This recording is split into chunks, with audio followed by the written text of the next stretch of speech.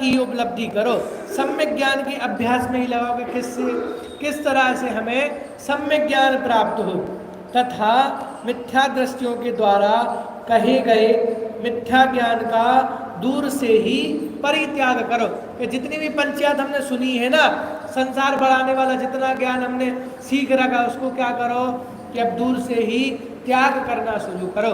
कि जब तक ये संसार को बढ़ाने वाला ज्ञान खाली नहीं होगा तब तक जो सच्चा मार्ग है या सच्चा उपदेश है वो प्रवेश नहीं करेगा। तो क्या करो कि दूर से ही मिथ्या दृष्टियों के द्वारा कहे गए मिथ्या ज्ञान का दूर से ही परित्याग करो और सम्यक ज्ञान और मिथ्या ज्ञान की परीक्षा करके ग्रहण करो।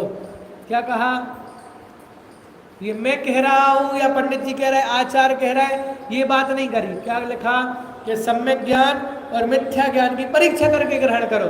कि भाई परीक्षा प्रधानी है ना धर्म, तो क्या करें कि परीक्षा करो कि हमने आपको बता दिया ऐसा ऐसा करना है, ऐसा ऐसा मार्ग है, तो क्या करो अब कि परीक्षा प्रधानी हो। कि परीक्षा करो कि वास्तव में ये मुझे सुख देने वाला है कि नहीं है, और जो मैंने अभी तक किया है वो सुख दिया कि नहीं दिया। तो ये सब का क्या करो कि पूरा हित अहित का निर्णय खुद से करो। और देखो क्या लिखा कि परीक्षा करके ग्रहण करो, अपनी संतान को पढ़ाओ। देखो कितनी बड़ी प्रेरणा लिखी कि खुद भी ग्रहण करो और संतान को पढ़ाओ। नहीं तो क्या होगा कि ऐसी कहानी अपनी भी छपेगी अखबार में कि भाई बच्चा बोल के तो कहीं जा रहा, पता चला कि और किसी जगह जा रहा है, पता चला आतंकी संगठनों में जुड़ रहा है। ज्ञान नहीं है ना, तो खुद भी ग्रहण करो और अपनी संतान को पढ़ाओ। सब प्रेरणा कर रहे हैं आजकल, जितने भी संत हैं सब मंच में बैठ के यही कह रहे हैं कि भैया चाहे स्कूल का तो मैथ केमिस्ट्री 1 घंटे कम पढ़ा लेना, लेकिन पाठशाला जरूर भेजो, ये धर्म का ज्ञान दो। अगर धर्म का ज्ञान नहीं दोगे तो इसका मतलब कि तुम अपने हाथ से खुद अपनी बर्बादी कर रहे हो। बोलो, हमने फसल तैयार कर रखी हो, बहुत अच्छी फसल तैयार हो, अब कटने के लिए हो, फसल काटने के पहले खेत में मवेशी घुस जाए, पशु पक्षी गाय घुस जाए, तो क्या करेंगे? खड़े होके देखेंगे, खड़े होकर देखेंगे कि बाड़ बनाएंगे, रक्षा करेंगे। जानवर घुस गए हैं तो क्या करेंगे? उनको दूर भगाएं। तो वैसे संतान को पाल पोस के बड़ा तो कर दिया ना, लेकिन जब तक ये संस्कार नहीं देंगे तो फिर समझ लो कि अपनी बर्बादी हम खुद देख रहे हैं। समझ में है ना, अपनी बर्बादी खुद देख रहे हैं। कि नहीं तो क्या होगा कि भाई जो जैसा जमाना कर रहा है वैसे ही आपके बच्चे करेंगे। तो क्या कहा कि भाई खुद भी ग्रहण करो और अपनी संतान को पढ़ाओ, अन्य लोगों को भी विद्या का अभ्यास कराओ। क्या कहा कि खुद भी पहले तो ग्रहण करो सम्यक ज्ञान को, फिर क्या करो अपनी संतानों को भी पढ़ाओ और अन्य लोगों को भी विद्या का अभ्यास कराओ। नए नए विद्यालय खुलते जा रहे हैं। बहुत दादा बहुत बोलते थे, भाई हमें तो बहुत प्रसन्नता होती है कि जितने विद्यालय खुलेंगे क्या होगा कि कम से कम उतने बच्चों को तो मिलेगा।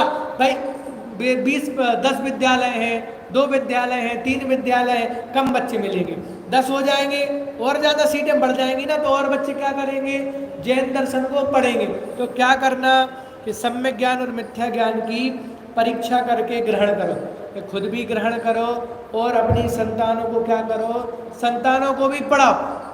बहुत सारे माता पिता आते जबरदस्ती कि भैया आप तो रख लो इसको, बस आप तो क्या करो यहाँ रख लो, यहाँ रहेगा। तो हम सोचे कि भैया हमें निकालना है। बच्चे एक पेरेंट्स को बुलाया कि भैया आपका बच्चा वो नहीं कर रहा है, पढ़ाई में मेहनत नहीं कर रहा है, आपके नंबर बढ़ नहीं रहे हैं, बच्चा जैसे ही का तैसे ही। तो बोले भैया हम बहुत निवेदन कर रहे हैं, आप बस रख लो उसको, वो नहीं पढ़ रहा हम देख लेंगे, आप बस क्या करो यहाँ रख लो। कि यहाँ रहेगा तो सीख जाएगा, वापस घर में जाएगा तो नहीं सीख पाए। बहुत सारे पेरेंट्स 50% पेरेंट्स इसलिए आते कि आप क्या करो हमारे यहाँ माहौल नहीं है, हमसे कहा नहीं, वो जाना पड़ेगा 80 हम 85% आएंगे, नहीं चाहिए हमें, आप क्या करो उसको बस यहाँ रख लो। कि यहाँ रहेगा तो बाकी चीज़ें अपने आप सीख जाएगा। तो क्या करो कि खुद को पढ़ो, अपनी संतान को पढ़ाओ और अन्य लोगों को भी विद्या का अभ्यास कराओ। क्यों? क्योंकि अगर तुम पढ़ने की प्रेरणा नहीं दोगे तो दूसरा कुछ और सीख के आएगा तो फिर वो तुम्हें सिखाएगा।